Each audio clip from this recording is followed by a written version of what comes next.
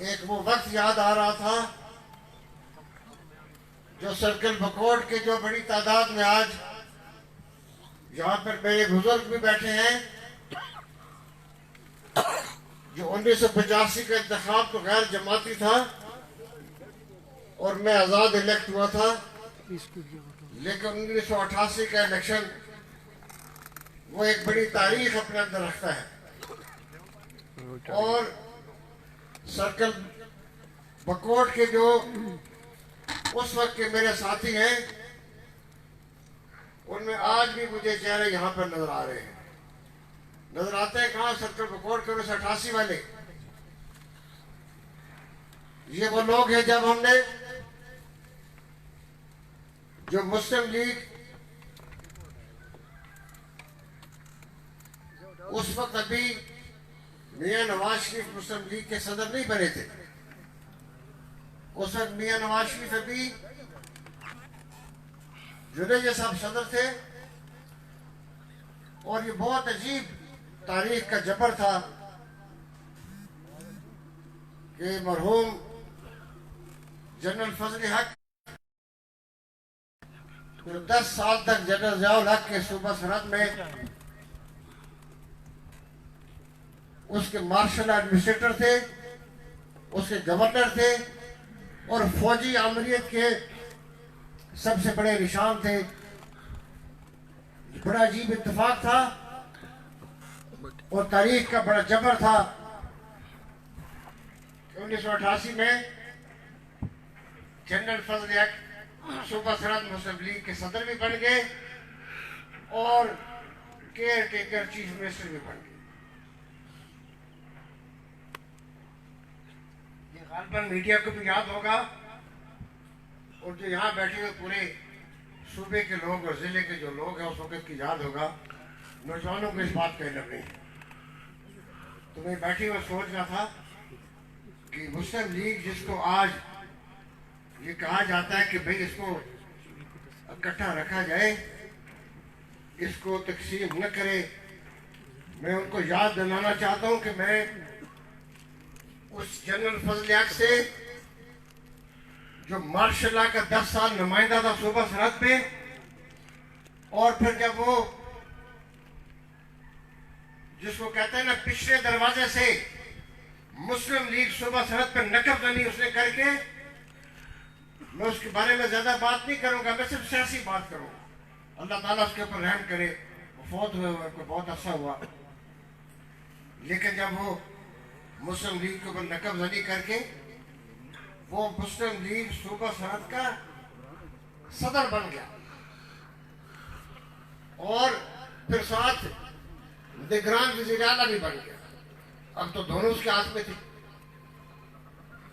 वो आदत है कि चुपड़ियां तो दो दो। तो मैंने उस वक्त मेरी उम्र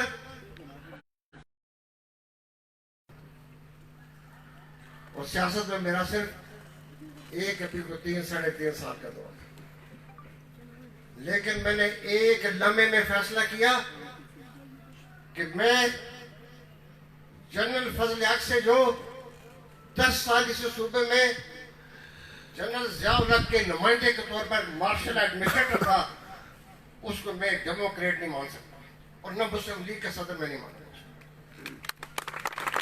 तो मैंने उसका टिकट इनकार कर दिया। उस वक्त वो साइकिल निशान होता था, साइकिल IJ का।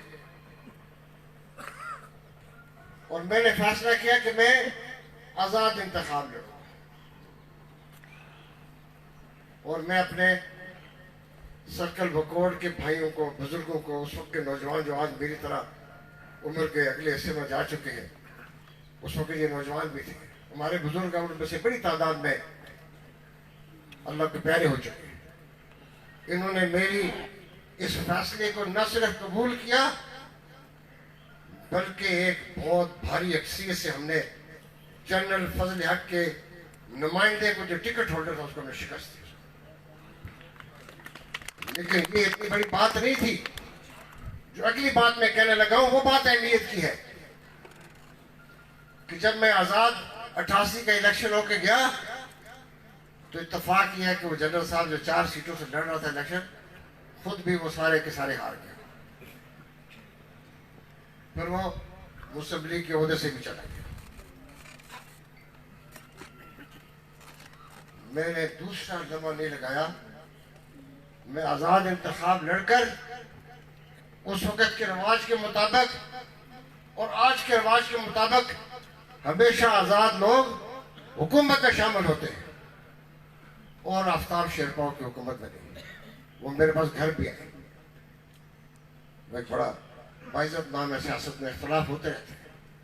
आफ्ताब शेरपाओ बड़ा बाइज़्ज़त नाम है सूबे की सियासत में। तो मेरे पास घर भी आए, लेकिन मैंने उनसे कहा कि मैं मुस्लिम लीगी उस वक्त भी था जब मैंने जनरल फजल हक से बतौर सदर मुस्लिम लीग सूबा सरहद के इनकार किया था टिकट का। मैं उस वक्त भी मुस्लिम लीग था, और जब मैं इलेक्शन लड़ रहा था आज़ाद, मैं उस वक्त भी मुस्लिम लीग था, और अब मैं जीत गया हूं तो मैं भी मुस्लिम लीग। मैंने आज़ाद हैसियत में मुस्लिम लीग के अंदर पार्लिमानी पार्टी में जाता। तो ये मैं आपको अपने नौजवानों को बताना चाहता हूँ कि मैं जिस मुस्लिम लीग को आज कहते हैं कि उसको बचाया जाए, इस मुस्लिम लीग को मैंने अपने लहू से इसको बचाया। और फिर वो लम्हा भी इस सूबा सरहद की तारीख के सुनहरे औराक में लिखा जाएगा, और फिर हजारा के अवाम के भी ये दिलों पर नक्श होगा कि जब 1988 में मुस्लिम लीग की पार्लिमानी जमात सूबा सरहद का फॉरवर्ड ब्लॉक बनकर आफ्ताब शेरपा की हुकूमत में शामिल हुआ, तो अगर पीछे मुस्लिम लीग के झंडा लेके अगर कोई 2 फर्द खड़े थे जमात के साथ सूबे में, तो वह सरदार महताब था, दूसरा था बशाह साहब। आपको याद है कि नहीं? ये बताए ना जरा इस बात को कि मुस्लिम लीग का ताना इसको तोड़ने का मुझे कोई नहीं दे सकता। इंशाअल्लाह मैंने मुस्लिम लीग को अपने खून से यहाँ पे खड़ा किया है, अपनी आन और अपनी इज्जत से खड़ा किया है। मैंने इसको अपनी तमाम जान फिशानी से इसको खड़ा किया है। मैंने मुस्लिम लीग को सिर्फ फतेहाबाद में नहीं, सर्कल बकोट में नहीं, सूबा सरहद में नहीं, मैंने इसको पाकिस्तान के एक एक चप्पे पर इसका नाम एहतराम से खड़ा किया, और उस वक्त खड़ा किया जब मियां नवाज शरीफ, जब शहबाज शरीफ यहाँ पर कोई भी नहीं था, और उस वक्त जलावतन थे। हमने जमात को मुस्लिम लीग जिंदा रखा हमने इसको। ये मेरे साथी जो सरदार रशीद खड़ा जाओ, मोहम्मद खान किधर है तुम? और ये इधर आके सामने आ जाए। मोहम्मद खान है, नदीम है, और चंद हमारे साथी। मुझे याद है कि मैं जेल में था और मुझे इसकी तस्वीरें मिली। ये 5 आदमी यहाँ पे टायर चलाते थे। 5 आदमी किधर है सर? ये हमारे साथी है। उधर मुझे देखें इनको। ये मुस्लिम लीग का वो कारकुन है जिनके पीछे कोई नहीं था जब ये जलावतन थे, और मैं मुशर्रफ की जेल में था। तो ये लोग अकेले यहाँ पे 5 या पुलिस के डंडे खाया करते थे। ये वो लोग हैं इन्होंने मुस्लिम लीग को जिंदा रखा। और जब मैं वापस आया तो मैंने मुस्लिम लीग को एक नामवरी दी, इसको शोहरत दी, इसको इज्जत और एहतराम दिया। सिर्फ सूबे सरहद में नहीं, मैं कहता हूँ आज मुस्लिम लीग के बड़े चैंपियन बन गए हैं। इनको थाली में मुस्लिम लीग मिली है, ये बड़े चैंपियन बने हैं। ये तो उस वक्त अभी पैदा भी नहीं हुए थे। मुस्लिम लीग को हमने और हमारे साथियों ने जो यहाँ पे एक कॉल पे चंद घंटों के नोटिस पे यहाँ बैठे हैं, इन्होंने भाई मुस्लिम लीग को मेरे साथ खड़े होकर इसको कायम रखा। इनके बुजुर्गों ने इसको कायम रखा। हम नौजवान थे, इनके बुजुर्ग थे। आज मैं 32 साल की उम्र में सियासत में, मैं 67 साल की मेरी उम्र, लेकिन हमने मुस्लिम लीग के नाम को गिरने नहीं दिया। और फिर मुझे कहते हैं कि मुस्लिम लीग को संभाला जाए, उसको इकट्ठा रखा जाए। मेरे भाई, मैंने मुस्लिम लीग की खातर अगर मैं इसको नुकसान पहुंचाना चाहता, अगर मैं इसको तकसीम करना चाहता, तो 2018 के इंतखाब में मैंने अपना सियासी कैरियर इस वजह से दांव पे लगाया कि मेरी क़यादत मियां नवाज शरीफ और मेरे दूसरे हमारे साथी शहबाज शरीफ और सारी क़यादत जो है इब्तिला का शिकार थी। ये उस वक्त एक जुल्म का शिकार थे, कोई जला वतन था, कोई जेल में था। तो मैंने इस बात का अज़म किया कि मैं आज मुस्लिम लीग को इसको कोई नुकसान नहीं पहुंचाऊंगा। मैं अपनी सियासत को मैंने दांव पे लगाया। आप इस बात के गवाह हैं कि नहीं गवाह कि मैंने खामोशी इख्तियार की और जिसको टिकट मिला इसको उसी तंजीम ने वोटें दी और थोक के हिसाब से दी। और ये सर्कल पकोड़ के लोग गवाए इसको, हमने बोरियां भर के वहां से इलेक्शन में जिताया और ये जीत कर कोई इल्जाम है। अल्लाह के फजल से मैं सुरखरू हूँ, आपके सामने भी, अपनी क़यादत के सामने भी और इंशाअल्लाह अपने अल्लाह के सामने भी कि मैंने इसको हराने के लिए मैं आपको क्या बताऊँ। अगर मैं इसके खिलाफ खड़ा हो जाता तो जिस जमात में इसने ये भी ठीक है सियासत में भाई मुझे चालाकी भी नहीं आती और मकारी भी नहीं आती और मैं शुक्र करता हूँ कि दोनों चीज़ें मुझे नहीं आती। शुक्र करता कि ये बड़ा अजाब चालाकी और मकारी का कि लोगों का भी मुझे और अल्लाह की भी। मैंने आप सबके साथ, मेरे नौजवान भी और मेरे बुजुर्ग भी जो यहाँ बैठे वो इस बात के गवाह हैं कि मैंने मुस्लिम लीग के अंदर एक इज्जत और वकार की सियासत का आगाज किया। हमने बाइज्जत लोगों को आगे लाए। हमने ये बड़ा अफसोस का वक्त आ गया है कि आज सियासत में और अफसोस है कि हमारी जमातें भी शामिल हो गई है इस मामले में। ये बदकिस्मती से ये इमरान खान जो है वो सियासत में ATM मशीन और कब्जा ग्रुप लेके आया और फिर हमारी जमात ने भी शामिल कर लिया। आज हमारे अंदर भी ये ATM और कब्जा ग्रुप जो है इनकी खातिर जमातों को तोड़ा जा रहा है। मैं बिल्कुल अपने साथियों के साथ इस बात को यकीनी बनाएंगे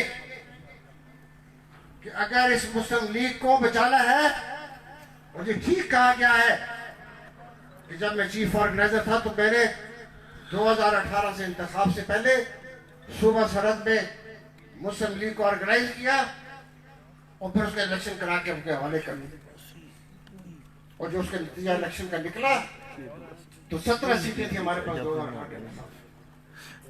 2013 के और आप सब गवाह इस बात के कि हमारी जमात PTI की जमात से सिर्फ थोड़े वोट पीछे थे, थोड़े वोट। लेकिन आज उसका जनाजा एक साजिश के तहत निकाला गया है।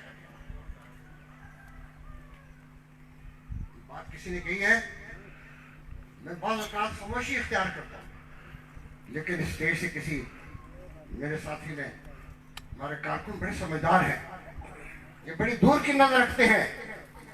अब कारकुन जो है वो उसके आंखों पर पट्टियां नहीं बंधी हुई। ये किसी ने ठीक यहाँ पर कहा कि ये जमात को इसको किनारे लगाने के लिए, इसको तबाह करने के लिए और मुस्लिम लीग को सिर्फ पंजाब में महदूद करने के लिए सूबा सरहद में मुस्लिम लीग का बेड़ा गर्क किया जा रहा है। ये मुस्लिम लीग अगर जब तक ये लोग मौजूद रहेंगे, ये मुस्लिम लीग का कोई मुस्तकबिल नहीं है। और हमें ये क़यादत हमें मुस्लिम लीग की मंजूर नहीं है, इसको नहीं मानेंगे इसको। और अगर ये क़यादत इसका फैसला नहीं करेगी तो फिर ये कारकुन फैसला करेंगे, इसका फैसला मंजूर करेंगे। अगर कारकुन करे क़यादत अगर मुस्लिम लीग के सूबा सरहद के अवाम की और फिर हैदराबाद के अवामी की नहीं, हज़ारा डिवीजन के अवामी, हर जगह पर ये ऐसा पड़ा हुआ है। मैं मुस्लिम लीग को अगर तकसीम करना चाहूँ तो मुझे सिर्फ एक पेशावर में कन्वेंशन बुलाने की देर है, सिर्फ एक कन्वेंशन पूरे सूबे से। और जिस दिन मैं अगर बुलाऊंगा तो उस दिन मुस्लिम लीग मैं कहता हूँ कि अभी अपने आप को, और ये जो हमें मशवरे देते हैं सच्ची बात है, मैं आप सबको बताऊं, ये मेरे भाई अरशद खान ने भी, हाजी अमन नवाज साहब, अयूब आफरीदी साहब, ये इन्होंने आपको तफसील बताई है, मैं उसमें नहीं जाना चाहता। मैं एक बात का जरूर एतराफ़ करना चाहता हूँ।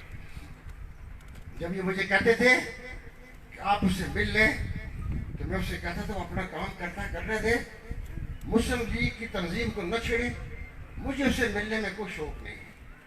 और सच्ची बात है मैंने इसे एक और लफ्ज़ भी, और ये गवाह होंगे, मैंने कहा था मैं मुनाफिकों से डरता हूँ। जो आदमी मुनाफिक हो मैं उससे डरता हूँ।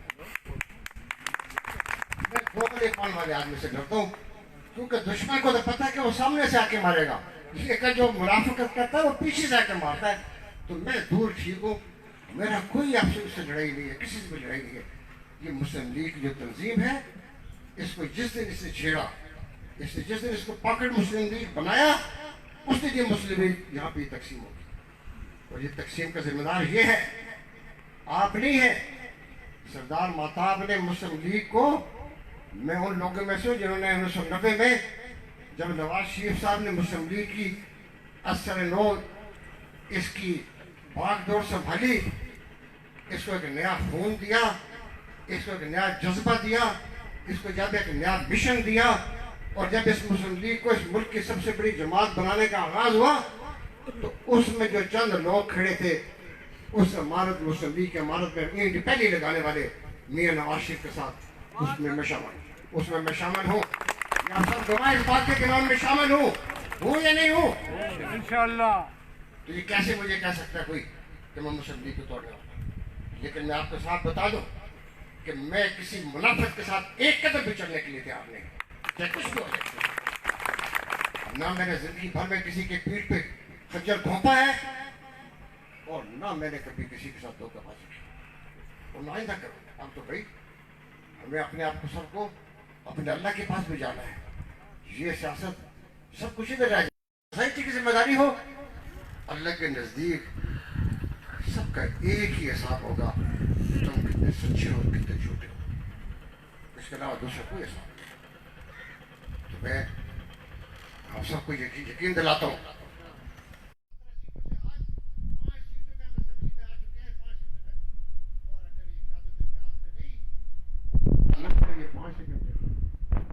मैं नहीं कह सकता तो क्या,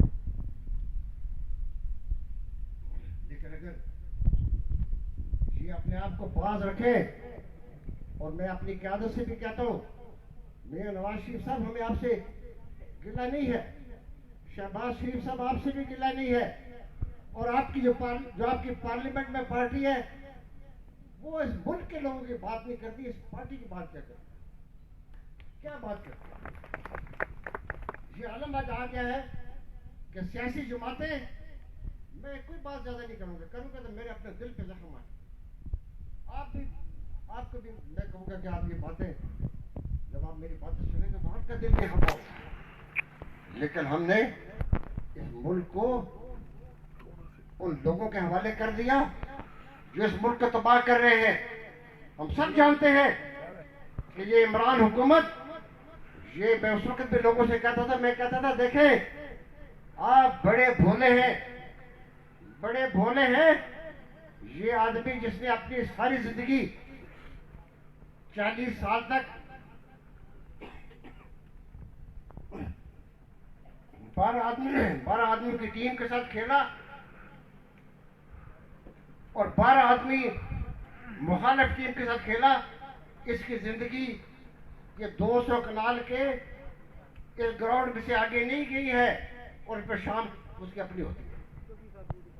और फिर जब वापस आया तो उसने जो अगली जिंदगी उसकी गुजारी, उसने वो भी 200 कनाल के एक अस्पताल की मैनेजमेंट का निज़ाम है इसके पास। तो इस मुल्क के हवाले कर रहे हो, इसको कुछ पता नहीं है कि इस मुल्क में गरीब कैसे रहता है, इस मुल्क के कारखाने कैसे चलते हैं, इस मुल्क की मईशत कैसे चलती है, इस मुल्क के जो सूबे हैं उनको कैसे अपने साथ लेके चलना होता है, और किस तरह इस मुल्क के मुख्तलिफ स्टेक होल्डर जो अब बन चुके हैं उनके दरमियान एक कैसी आपको एक बड़ी अकल और दानिश के साथ इसको निकालना है। और फिर खास तौर पे इस खित्ते में जहां बैठे हैं, इसमें अमेरिका है, इसमें चीन है, इसमें हिंदुस्तान है, इसमें ईरान है, और इसमें फिर ये एक तरफ बहुत बड़ा अरबी ओशन है। ये बड़ी को भी जाते हैं, बड़ी गमदान दली चाहिए, बड़ी गमदान देते। ये पाकिस्तान को आसान मुल्क नहीं है, और ये इसको लेके आ रहे हैं, इसको पाकिस्तान की अल्लाह बे का नहीं पता, ये इसका बेड़ा गर्क करेंगे। और आज आपने देख लिया कि 22 करोड़ आवाम रुल रहे हैं, तबाह हो रहे हैं। यहाँ पे मईशत तबाह हो चुकी है। पाकिस्तान जो 2018 में जितना मकरूज था, आज उससे दुगना मकरूज हो चुका है। हमारे कारखाने बंद हैं, बिजली की पैदावार होते हुए भी लोड शेडिंग है।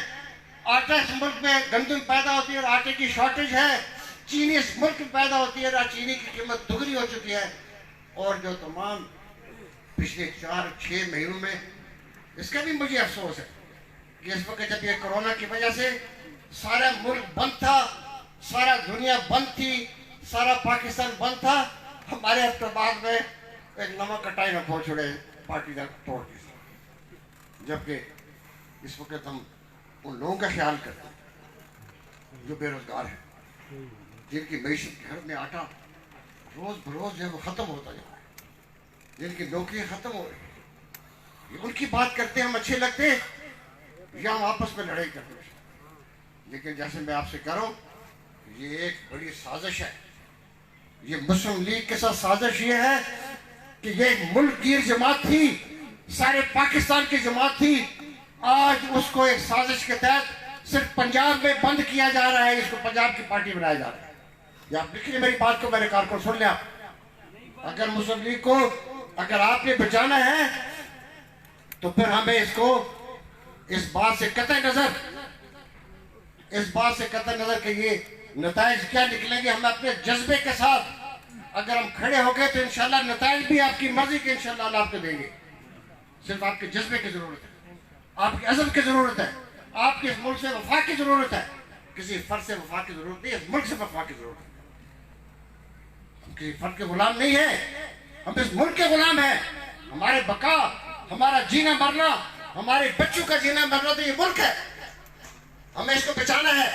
और अगर उसको बचाना तो फिर आपको उन लोगों को साथ देना होगा जिन्होंने इस मुस्लिम लीग की जमात का उस वक्त आगाज किया इज्जत और आबरू के साथ, जब यहाँ पे कोई खिलवाड़ नहीं था, कोई इसके पीठ पे छोरा मारने वाले लोगों को हमने उठने नहीं दिया। उस वक्त भी बड़े लोग आते थे, लेकिन हमने इसको बड़ा बचा के रखा है। और आइंदा भी इसको इंशाल्लाह इनके हाथों में से, मुस्लिम लीग को इनके हाथों से मरने नहीं दें। अभी तो जैसे मैंने कहा कि अगर मुझे जिस दिन, मैंने अभी तक कोई फैसला नहीं किया और करना भी नहीं चाहता, मुझे बाकी सूबे में सच्ची बात है जो हालात है, मैं और आप रो सकते हैं, रोते रहेंगे, लेकिन हम इस एबटाबाद में इंशाल्लाह इसको, यहाँ पे हम किसी को, इस जमात को शब खून नहीं मारने देंगे, इसको नहीं मारने देंगे। ये जो ATM मशीनें और ये कब्जा माफिया जो सियासत में घुसा हुआ है, इनको अपने अंजाम तक पहुंचाएंगे।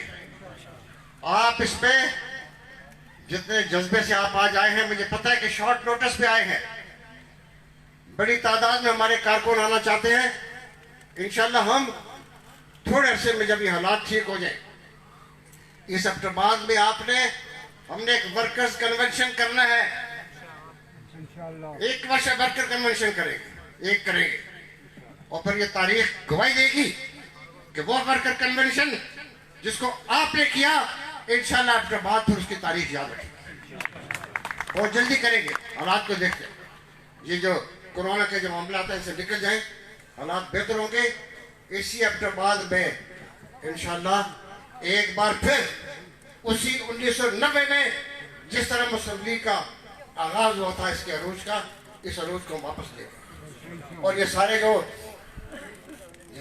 बदकिस्मती से जो मुस्लिम लीग पे ये कब्जा ग्रुप है, इनको अपने घरों तक पहुंचाएंगे कि नहीं पहुंचाएंगे? थोड़ा जोर से जवाब देना भैया। पता है कि बड़ा वक्त हो गया है, मैं आपसे ज्यादा बातें अब नहीं करूंगा, बस चल बातें 1-2 मिनट आप ये वादा करें कि हम इन लोगों को इनके घरों तक पहुंचाएंगे। बताएं करें। बहुत खूब, मैं आपको यकीन दिलाता हूं कि मैं अब खुद निकलूंगा, मैं खुद बैठूंगा कारकुनों के साथ, हम आपके साथ हैं इंशाअल्लाह। मैं कारकुनों के साथ बैठूंगा। मैंने अपने आप को ठीक है दूर रखा है इस अरसे में, मैं हालात को छेड़ना नहीं चाहता था, लेकिन जब ये अब हमने जिम्मेदारी ले ली है तो मैं हर चंद दिनों के बाद में अपना शेड्यूल दूंगा।